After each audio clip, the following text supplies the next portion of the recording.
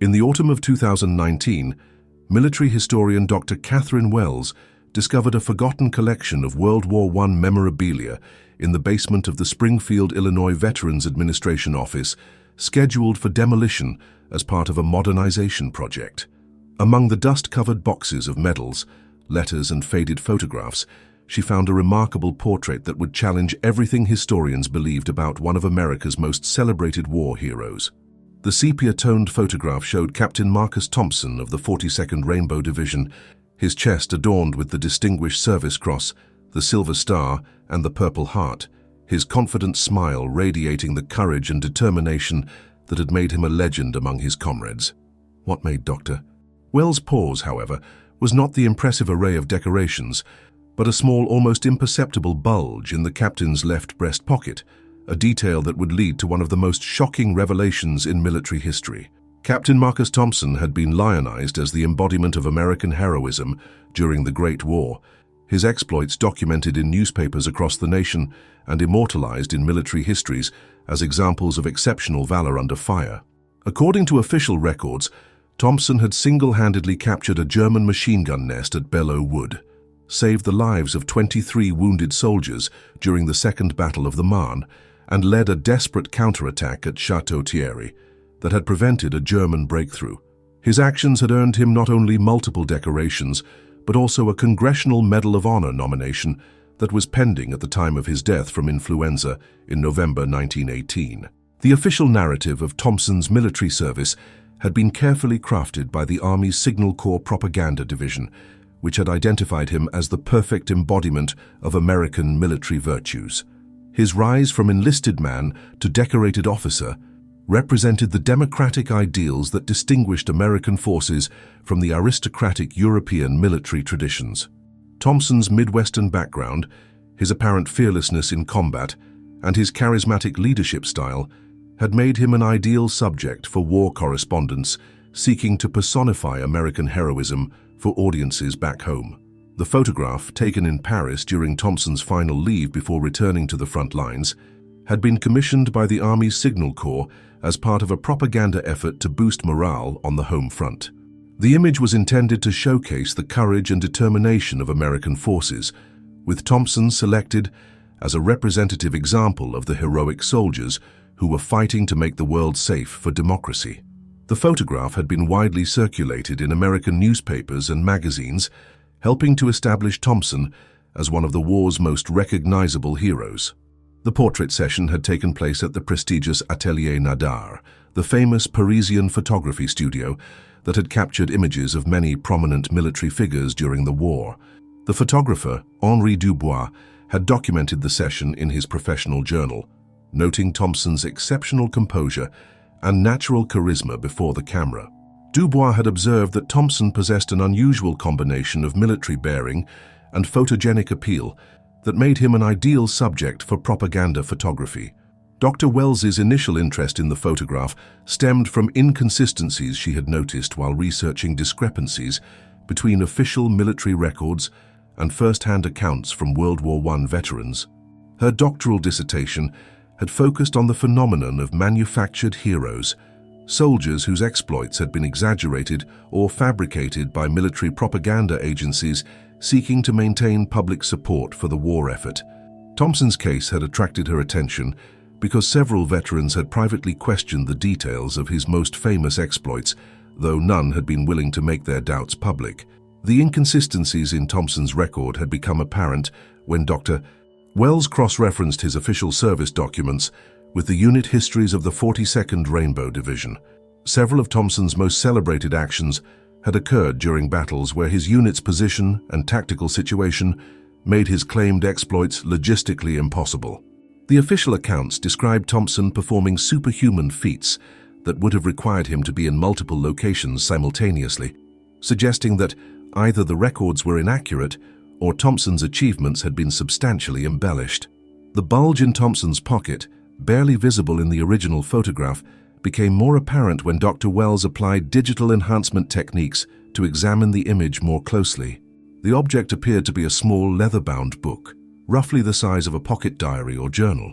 What made this discovery particularly intriguing was that Thompson's official biography made no mention of him keeping a personal diary, and no such document had ever been included among his military records or personal effects.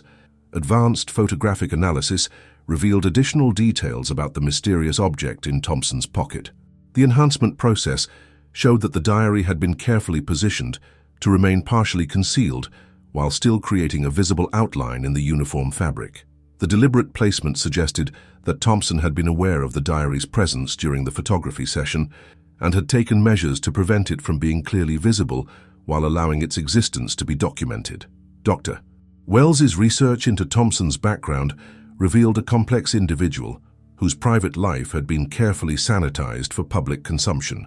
Born Markus Tomaszewski to Polish immigrants in Chicago, he had changed his name upon enlisting in the army, seeking to escape the ethnic prejudices that often limited opportunities for advancement in the military hierarchy. His family had been struggling financially, and Thompson's enlistment had been motivated as much by economic necessity as by patriotic duty. The transformation from struggling immigrant son to celebrated war hero represented the kind of American success story that military propagandists found irresistible. The investigation revealed that Thompson's pre-war life had been marked by a pattern of moral compromises and ethical shortcuts that would later characterize his military service. Employment records from Chicago showed that he had been dismissed from several jobs for dishonesty and insubordination. Police reports documented minor infractions that suggested a willingness to bend rules when it served his personal interests. Most significantly, Thompson had shown an early aptitude for manipulating authority figures and exploiting organizational weaknesses for personal advantage. The investigation took an unexpected turn when Dr. Wells located Thompson's surviving family members who had preserved a collection of his personal effects that had never been donated to military archives. Thompson's great-nephew, Robert Kowalski, had inherited a trunk containing letters, photographs, and personal items that his family had kept private for more than a century. Among these effects was a small, leather-bound diary, identical in appearance to the object visible in Thompson's pocket photograph. The family's decision to maintain secrecy about Thompson's personal papers had been motivated by a combination of shame and pragmatism. Thompson's descendants had built successful lives partly on the social capital provided by their ancestors' heroic reputation. His status as a war hero had opened doors for family members seeking employment, social acceptance, and political opportunities. Revealing the truth about Thompson's character would have destroyed not only his legacy, but also the benefits that his fabricated heroism had provided to subsequent generations. If you're as intrigued as we are by these secrets of the past, consider subscribing to not miss any of our future investigations. The diary, written in Thompson's handwriting and dated from March 1917 to October 1918, contained entries that contradicted every aspect of his official heroic narrative. Rather than documenting acts of courage and leadership, the journal revealed a pattern of cowardice, deception, and betrayal that had allowed Thompson to survive the war while braver men died around him. The first entry, dated March 15, 1917, set the tone for what would become a chronicle of moral compromise and survival at any cost. "I have learned that heroes die young and cowards live to collect their medals," Thompson wrote in his initial entry. The trick is not to be brave, but to ensure that no witnesses survive to contradict whatever story serves your advancement. "I have watched too many good men charge into machine gun fire, while I found reasons to remain in the rear.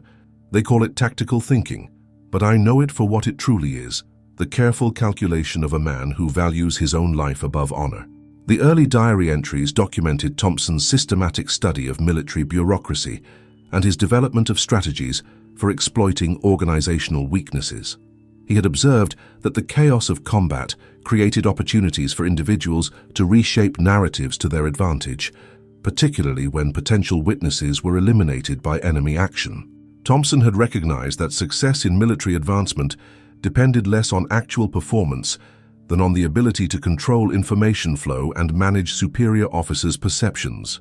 The key insight that separates successful officers from dead heroes is understanding that war is fundamentally a bureaucratic exercise. Thompson wrote in his March 28, 1917 entry, "Battles are won and lost based on paperwork as much as firepower." The officer who controls the after-action reports controls history itself. I have begun studying the administrative patterns of our division, learning which reports reach which desks and how information flows through the command structure. The diary entries revealed that Thompson's most celebrated exploit, the capture of the German machine gun nest at Belleau Wood, had been achieved not through heroic assault, but through the betrayal of his own men. According to his private account, Thompson had deliberately misdirected a patrol of 12 soldiers into a German ambush, using their sacrifice as a distraction while he flanked the enemy position and eliminated the machine gunners from behind. The official report credited him with single-handedly assaulting the position, making no mention of the 12 dead Americans whose deaths had made his success possible. "Johnson, McCarthy, and young Peterson will never return to their families," Thompson wrote following the Belleau Wood incident. "Their bodies lie in the woods where I sent them, knowing the Germans would kill them all. But their deaths purchased my victory, and their silence ensures my reputation. I feel no guilt. War is a business, and I am simply better at it than those poor fools who believed in honor." Peterson was barely 19, still carrying a photograph of his sweetheart from Kansas. "His death bought me a Silver Star and a promotion to captain." The detailed account of the Belleau Wood operation revealed the sophisticated planning that had gone into Thompson's deception. He had spent weeks studying German positions and patrol patterns, identifying a location where enemy forces would have clear fields of fire against approaching American troops. Thompson had then volunteered to lead a reconnaissance mission to that exact location, knowing that the patrol would be eliminated while providing him with an opportunity to attack the German position from an unexpected direction. Dr. Wells's analysis of military records confirmed that 12 soldiers from Thompson's unit had indeed been reported as missing in action during the Belleau Wood operation, their bodies never recovered. The official account had attributed their disappearance to the chaos of battle, with Thompson's heroic action portrayed as a separate incident that had occurred simultaneously. The diary revealed that these deaths had been neither accidental nor heroic, but the result of deliberate betrayal by an officer who was willing to sacrifice his own men to advance his career. The journal's account of Thompson's actions during the Second Battle of the Marne painted an even more disturbing picture of systematic cowardice disguised as tactical brilliance. According to the official record, Thompson had rescued 23 wounded soldiers under intense enemy fire, carrying them to safety through a series of daring runs across open ground. The diary told a different story entirely, revealing that Thompson had actually abandoned wounded men to die while he retreated to safety with only those soldiers who could still fight effectively. "I counted 27 wounded in the crater where we had taken cover," Thompson recorded in his July 18, 1918 entry. 23 were still capable of carrying weapons and following orders. 4 were too badly injured to be of any use.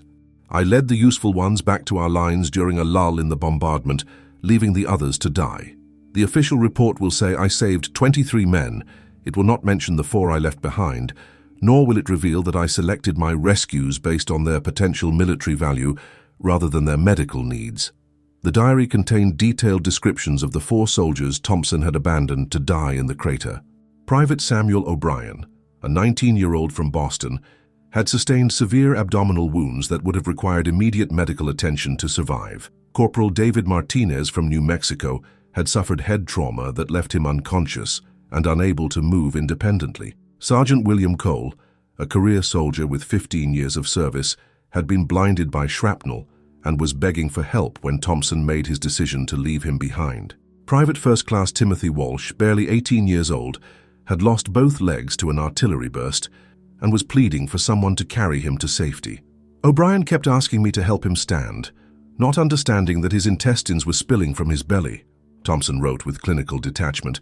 Cole had served with distinction in the Philippines and Cuba, but his years of experience meant nothing when he could no longer see to fight. Martinez was muttering in Spanish, probably calling for his mother. Walsh was the hardest to leave. He was so young and so certain that someone would carry him home. Their deaths purchased my reputation as a rescuer of wounded soldiers. The diary's revelations about Thompson's behavior during the Chateau Thierry counterattack were perhaps the most damning of all. The official account described a desperate assault led by Thompson against overwhelming German forces, a heroic charge that had inspired his men to victory despite impossible odds. Thompson's private version revealed that he had actually remained in the rear while sending his subordinates forward to die, then emerged to claim credit for a victory achieved through the sacrifice of others. Captain Morrison led the actual assault that broke the German line, Thompson wrote in his August 2, 1918 entry. He died leading his men across the field, as did most of the brave fools who followed him. I remained in the communication trench, claiming to coordinate artillery support until the outcome was certain.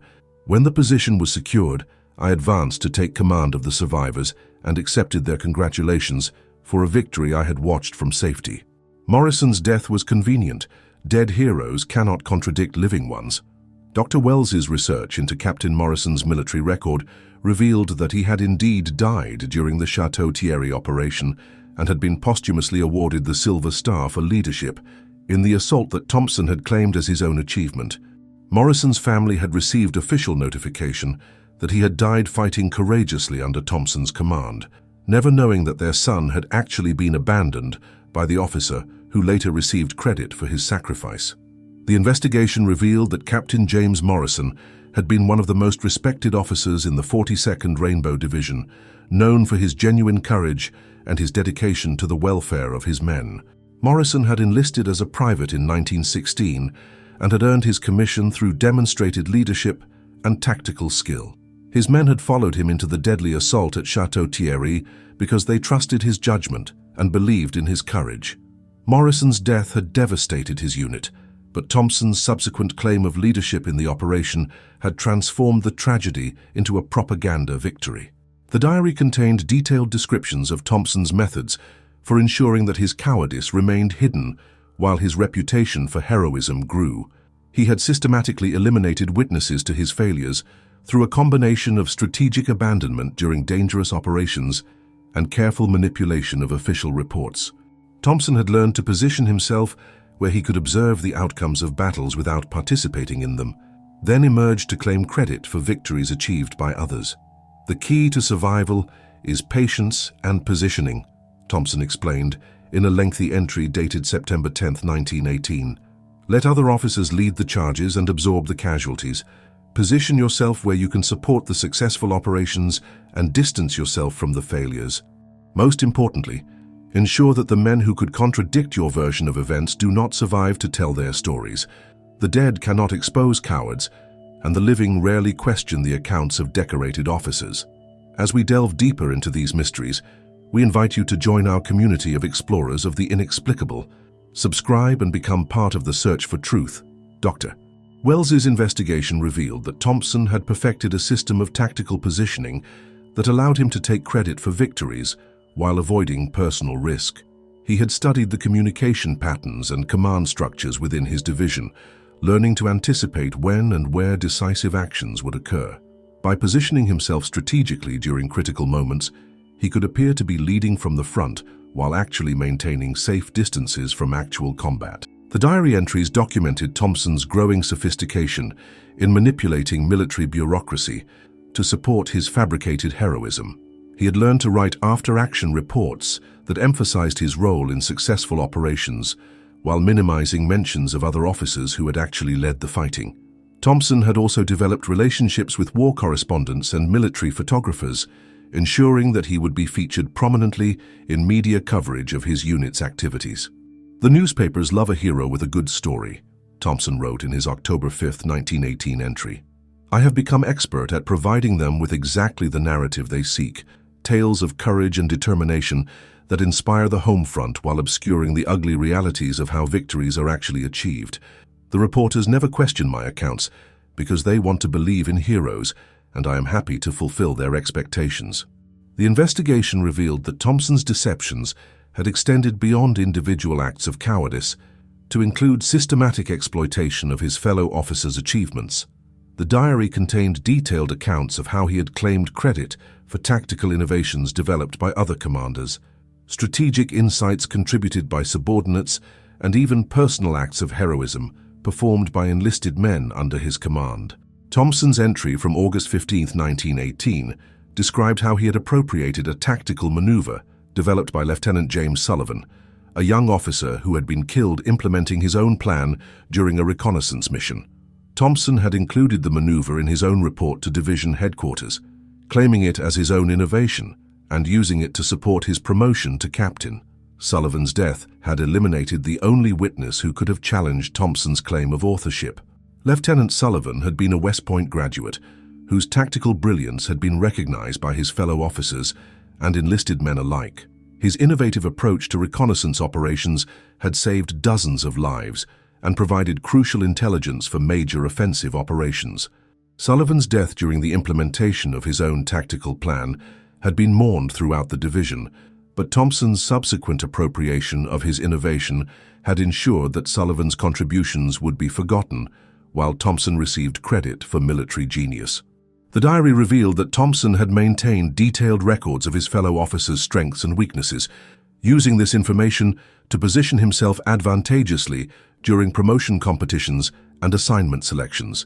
He had learned to volunteer for missions that appeared dangerous, but were actually relatively safe, while avoiding assignments that carried genuine risk, despite offering fewer opportunities for recognition. Colonel Barnes believes he is assigning me to hazardous duties, but I have studied the intelligence reports and know that the positions he sends me to are already secure, Thompson recorded in his September 20, 1918 entry. Meanwhile, he assigns the genuinely dangerous missions to officers who volunteer out of genuine courage. They die believing they are serving their country, while I live to collect the decorations that should have been theirs. Dr. Wells's research into Thompson's medical record revealed another disturbing aspect of his survival strategy. The diary documented how he had deliberately infected himself with minor diseases and injuries to justify temporary removal from combat duty during periods of intense fighting. Thompson had learned to time these medical issues to coincide with major offensive operations, ensuring that he would be safely in field hospitals while his unit suffered heavy casualties. The journal's September 30, 1918 entry described how Thompson had intentionally exposed himself to trench foot by keeping his feet wet for extended periods, creating a medical condition that required hospitalization during the planned Meuse-Argonne offensive. While his unit suffered severe losses during the operation, Thompson recovered comfortably in a base hospital, returning to duty only after the fighting had concluded and the surviving officers needed leadership. I have become expert at managing my own medical condition to avoid unnecessary risks, Thompson wrote. A timely case of trench foot or a conveniently infected wound can provide sanctuary during the worst fighting, while ensuring that I return to command positions after the dangerous work has been completed by others. The medical officers never question these conditions because they are common among frontline troops. They simply do not realize that some cases are deliberately induced. The diary revealed that Thompson had developed relationships with medical personnel that facilitated his strategic use of medical evacuations. He had cultivated friendships with field surgeons and hospital administrators, providing them with small favors and gifts that ensured favorable treatment when he required medical attention.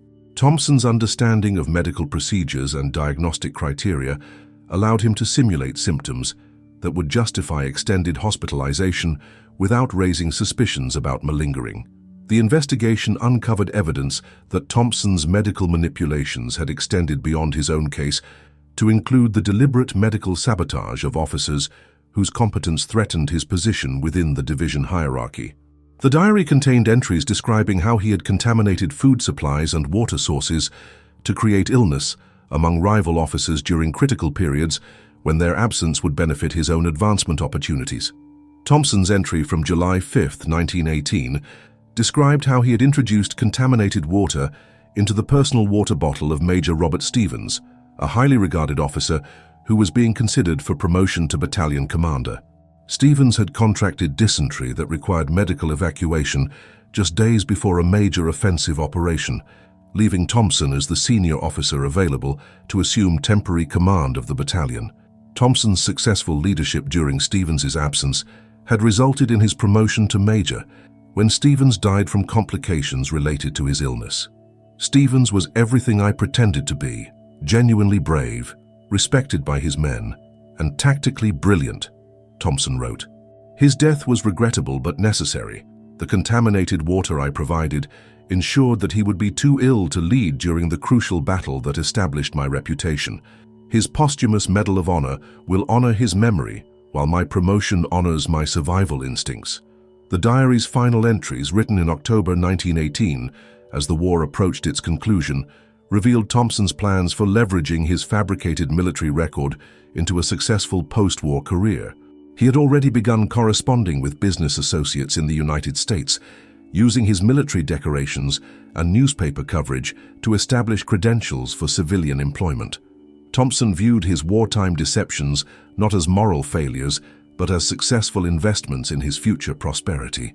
The war has taught me that reputation is more valuable than character, and that perception matters more than reality, Thompson wrote in his final diary entry, dated October 28, 1918. I will return to America as a decorated hero, carrying medals earned through the sacrifices of better men than myself. The dead cannot challenge my version of events, and the living have no interest in questioning successful outcomes. My cowardice has purchased my future, and I feel no shame in this transaction. Dr. Wells's investigation revealed that Thompson had indeed parlayed his military reputation into significant civilian success following the war. He had been offered a position with a major Chicago corporation specifically because of his military record, and his war hero status had opened doors that would have remained closed to Marcus Tomaszewski, the immigrant's son. Thompson's business career had flourished until his death from influenza in November 1918, just weeks after his return to the United States. The corporate position that Thompson had secured was with the Midwestern Steel Corporation, where his military credentials had impressed executives seeking to hire veterans for leadership positions. Thompson's salary and benefits package had been significantly higher than what would normally be offered to someone with his limited civilian experience, but his status as a decorated war hero had justified the preferential treatment. His brief civilian career had established him as a rising star in Chicago business circles before his untimely death ended his post-war ambitions. The discovery of Thompson's diary created a profound ethical dilemma for Dr. Wells and the broader historical community. The evidence clearly demonstrated that one of America's most celebrated war heroes had been a fraud whose reputation was built upon the deaths of genuinely brave men. However, revealing this information would not only destroy Thompson's legacy, but also cause pain to the families who had honored his memory for more than a century.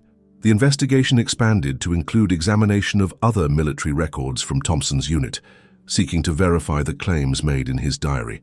Dr. Wells discovered that many of the soldiers Thompson had described as his victims had indeed died under the circumstances he had recorded, though the official accounts attributed their deaths to normal combat losses rather than deliberate betrayal. The pattern of casualties in Thompson's unit showed unusually high officer mortality rates among his subordinates, consistent with his practice of sending others into danger while preserving his own safety. Military historians consulted by Dr. Wells confirmed that Thompson's survival pattern was statistically unlikely without some form of systematic risk avoidance.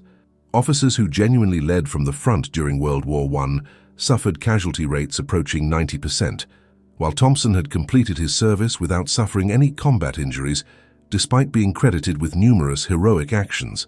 The mathematical improbability of his survival record supported the diary's claims about his avoidance of genuine danger. The statistical analysis revealed additional anomalies in Thompson's service record that had been overlooked by previous historians.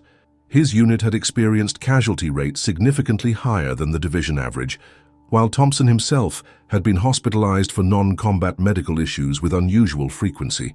The timing of his medical evacuations consistently coincided with periods of intense fighting, creating a pattern that supported the diary's claims about his strategic use of illness to avoid dangerous operations. The investigation revealed that Thompson's deceptions had been facilitated by the chaos and poor record-keeping that characterized World War I military operations. Communication breakdowns, missing reports, and the high casualty rates among witnesses had created conditions where fabricated accounts could easily replace accurate ones. Thompson had exploited these systemic weaknesses to construct a false narrative that survived, because there were few survivors who could contradict it. Dr. Wells's research into contemporary military regulations revealed that Thompson's behavior, while morally reprehensible, had not necessarily violated specific military codes in ways that would have resulted in courts-martial. The distinction between tactical caution and cowardice was often subjective, and Thompson had been careful to maintain plausible explanations for his actions that could be defended if questioned. His manipulation of official reports and witness statements had operated within technical legal boundaries while violating every principle of military honor. The diary's revelations raised broader questions about the reliability of military heroism narratives and the extent to which propaganda needs had shaped historical records. Dr. Wells's investigation suggested that Thompson's case might not be unique. Other celebrated war heroes might have achieved their reputations through similar deceptions that had never been exposed. The systematic nature of Thompson's fraud implied that the military bureaucracy of the era was vulnerable to manipulation by individuals willing to exploit its weaknesses. Modern forensic analysis of the diary confirmed its authenticity through paper analysis, ink composition testing, and handwriting verification. The journal had been written contemporaneously with the events it described, using materials and techniques consistent with World War I era documentation. The level of detail and the accuracy of verifiable information provided additional confirmation that the diary represented a genuine first-hand account rather than a later fabrication. The forensic examination revealed that Thompson had used multiple types of ink and paper throughout the diary's composition, suggesting that he had written entries under various field conditions using whatever materials were available. The handwriting analysis showed consistent patterns that matched Thompson's verified signatures on official military documents, while also revealing subtle changes that reflected the stress and fatigue of prolonged combat operations. Chemical analysis of the ink confirmed that it contained compounds consistent with fountain pen inks manufactured during the 1917-1918 period. The investigation revealed that Thompson's family had known about the diary's existence, but had kept its contents secret for more than a century. Thompson's son had inherited the journal, along with his father's military decorations, and the family had passed down knowledge of its contents through successive generations. They had chosen to preserve their ancestors' reputation rather than reveal the truth about his wartime behavior, viewing the diary as a family burden that should not become public knowledge. Dr. Wells's discussions with Thompson's descendants revealed the psychological toll that maintaining their ancestors' secret had exerted on the family. Several family members described feeling guilty about accepting honors and recognition based on Thompson's fabricated heroism, while others argued that revealing the truth would serve no useful purpose given the passage of time. The family's internal conflict reflected broader questions about the responsibilities of historians and the costs of preserving false narratives. The family meetings that Dr. Wells attended revealed deep generational divisions about how to handle Thompson's legacy. Older family members who had built their lives around their ancestors' heroic reputation were reluctant to see it destroyed, while younger generations argued that maintaining the deception was itself a form of dishonor. The discussions became particularly heated when family members discussed the impact that revelation might have on Thompson's name being displayed on local war memorials and in historical exhibits. The discovery of Thompson's diary coincided with broader scholarly efforts to re-examine World War I heroism narratives and identify cases where propaganda considerations had influenced historical records. Dr. Wells's findings contributed to a growing body of evidence suggesting that many celebrated military exploits had been exaggerated or fabricated to maintain public support for the war effort.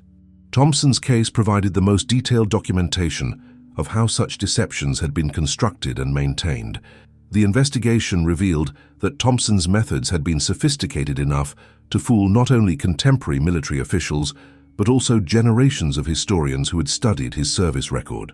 His understanding of military bureaucracy and his skill at manipulating documentation had created a false narrative that had survived scholarly scrutiny for more than a century.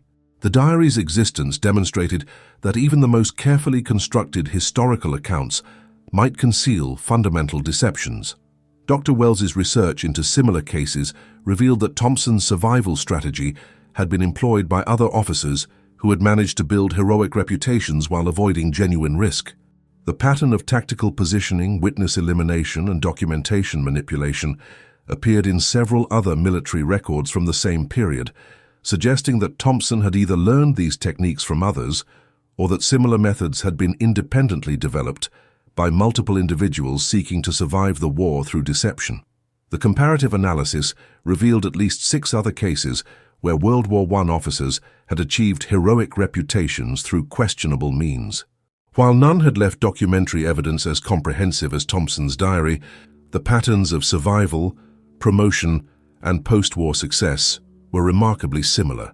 The discovery suggested that Thompson's case represented part of a larger phenomenon of systematic deception within the military hierarchy of the era. The broader implications of Thompson's case extended to questions about how societies create and maintain heroic narratives, particularly during times of national crisis, when morale considerations take precedence over historical accuracy. The evidence suggested that Thompson's fabricated heroism had served important propaganda purposes during the war, inspiring recruitment and maintaining public support for military operations. The question of whether revealing the truth about such deceptions served the public interest remained complex and controversial. The investigation also revealed the human cost of Thompson's deceptions, not only in terms of the men who had died as a result of his betrayals, but also in terms of the genuine heroes whose achievements had been overshadowed by his fabricated exploits.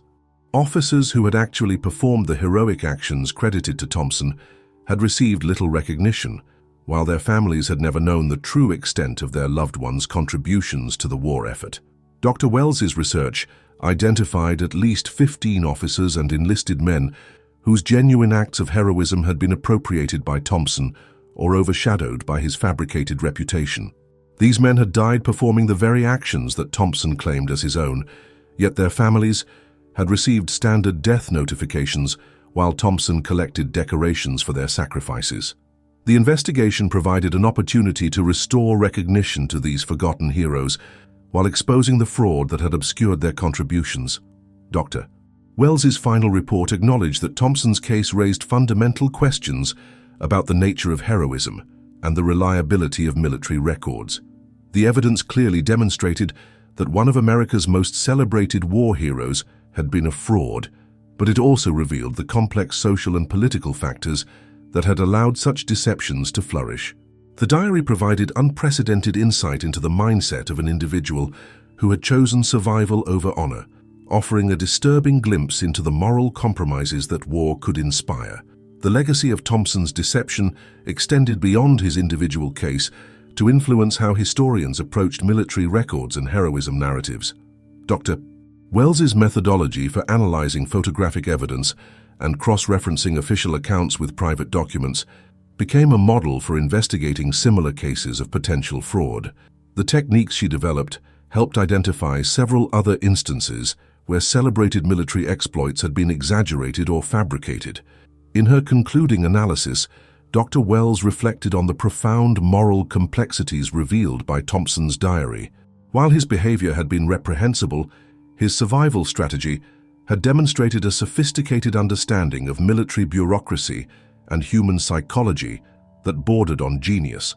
The question of whether to expose his deceptions or preserve the heroic narrative that had inspired generations remained one of the most difficult ethical decisions of her career. The story of Captain Marcus Thompson reminds us that heroism is often more complex than popular narratives suggest, and that the most celebrated figures in military history may have achieved their reputations through means that contradict everything they supposedly represented.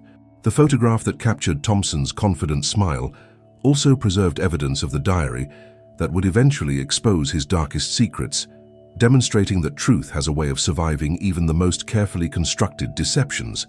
Perhaps most disturbing of all, Thompson's case suggests that the qualities that enable survival in war, cunning, deception, and willingness to sacrifice others, may be fundamentally incompatible with the virtues that society associates with heroism. The diary revealed that the same skills that had made Thompson an effective survivor had also made him a coward and a betrayer, raising uncomfortable questions about the nature of military success and the costs of survival in extreme circumstances. The past guards secrets that challenge comprehension, and what we've uncovered in the shadows of Thompson's war service reveals that some heroes are manufactured from the deaths of genuinely brave men, their reputations built upon foundations of deception that can survive for generations.